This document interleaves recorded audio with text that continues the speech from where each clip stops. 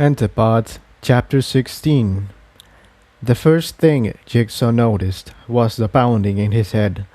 The pain radiated out from the base of his horn, causing him to raise a hoof to his head and massage it gingerly.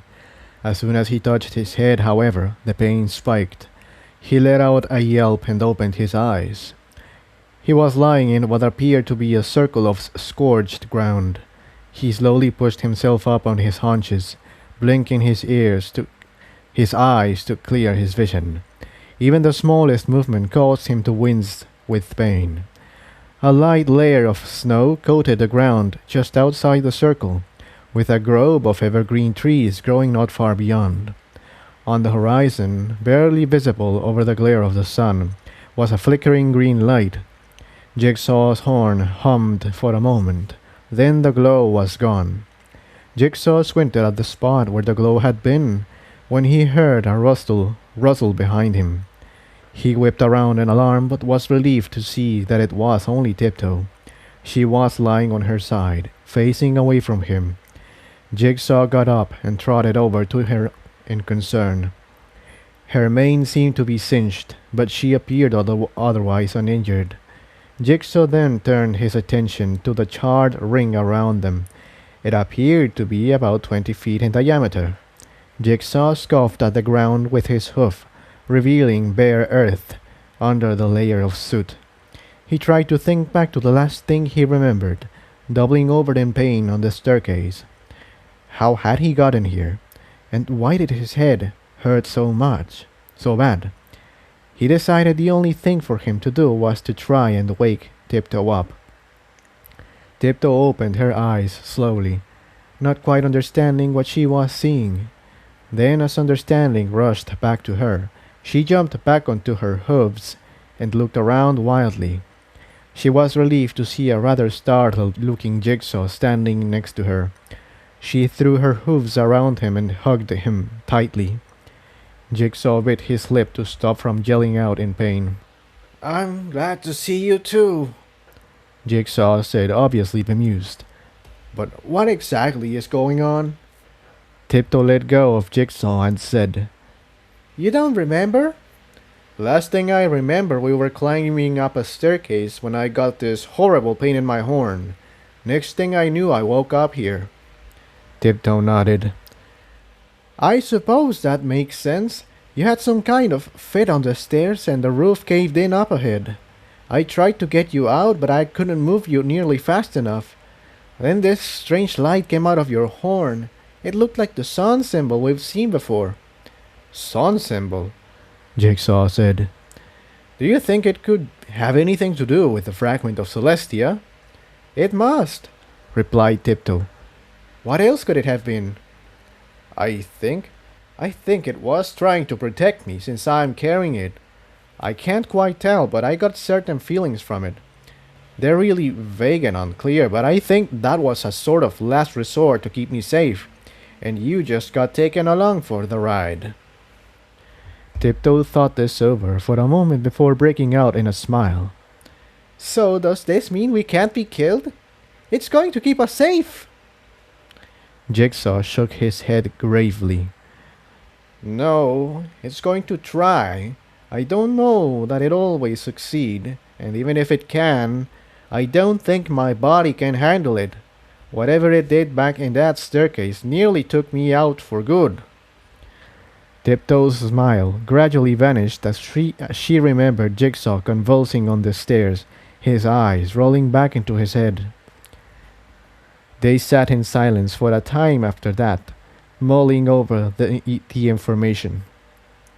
A chill wind picked up, slowly beginning to blow away the soot and recover the area in snow. The two ponies began to shiver.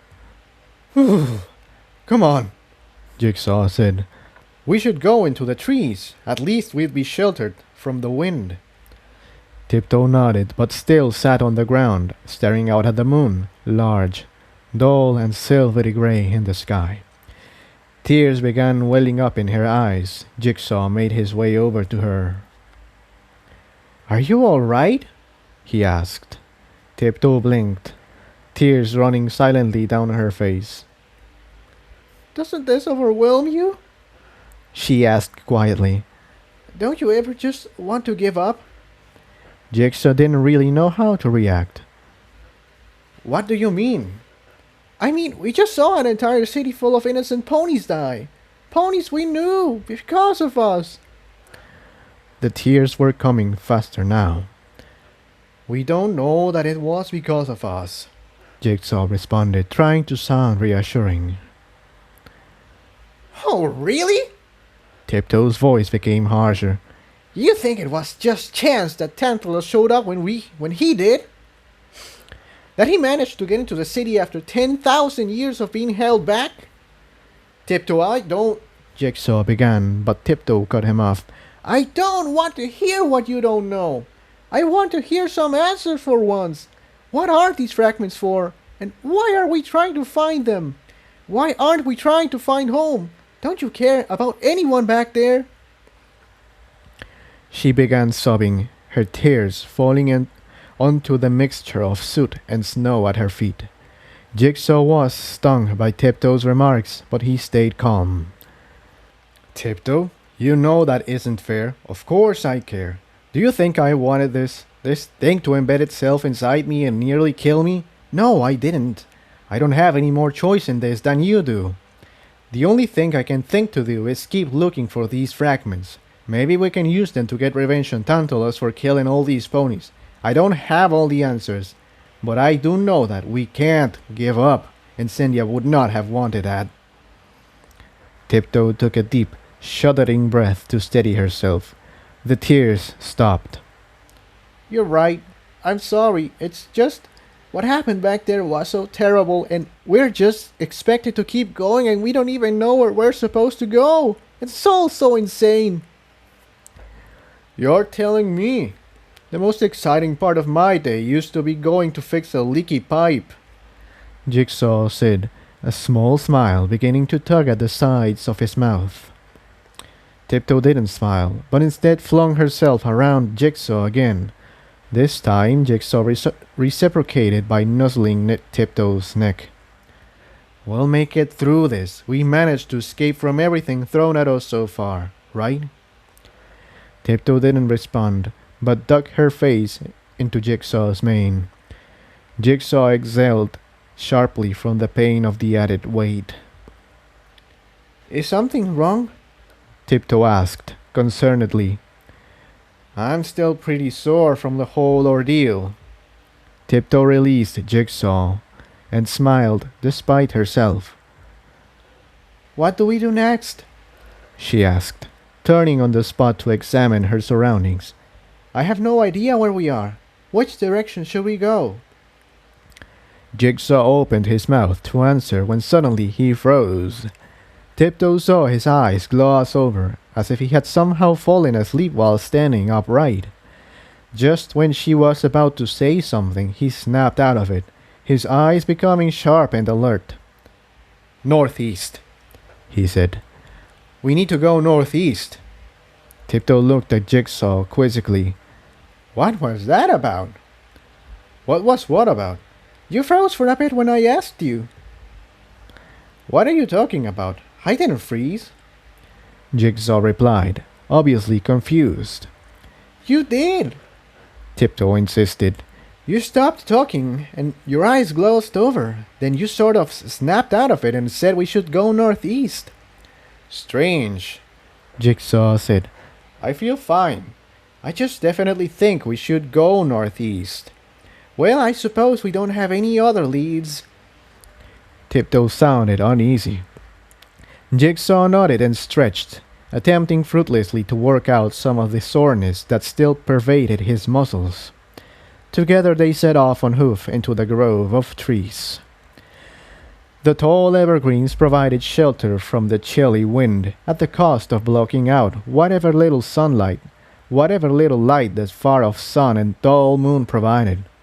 Jigsaw lit his horn, though it took rather more effort than he was used to.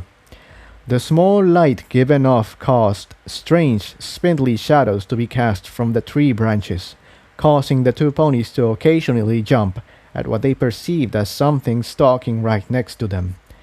Invariably, they would let out a nervous chuckle, then continue down the path, eyes still flitting from side to side. Mercifully, though, they made it through the copse without encountering anything worse than low branches. However, when they emerged from the thick group of trees, the wind was stronger and more bitter than ever, and the snow was several inches deeper. The gale blew so hard that Jigsaw almost had to yell to be heard over it. I think we should camp out in the forest until the wind dies down. I don't think we could last very long out here. Tiptoe shouted a word of agreement, and they quickly turned back into the dense grove of trees. Though they were now protected from the wind, they still shivered bitterly, having lost any body heat to the hike through the copse had through the hike through the copse had given them. They walked a small ways farther into the trees, coming across a small area that was large enough for a fire.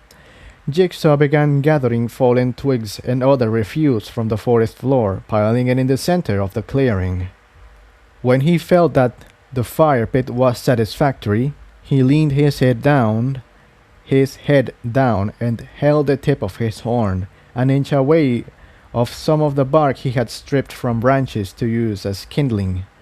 A small spark shot from his horn and struck the bark, igniting it. He blew gently on the smoldering chunk of wood until flames sprang up and began to consume the pile of twigs. The two ponies huddled around the fire, soaking up the heat and the light. Finally comfortable, they let the exhaustion of their ordeal wash over them, and they curled up on the ground and fell asleep.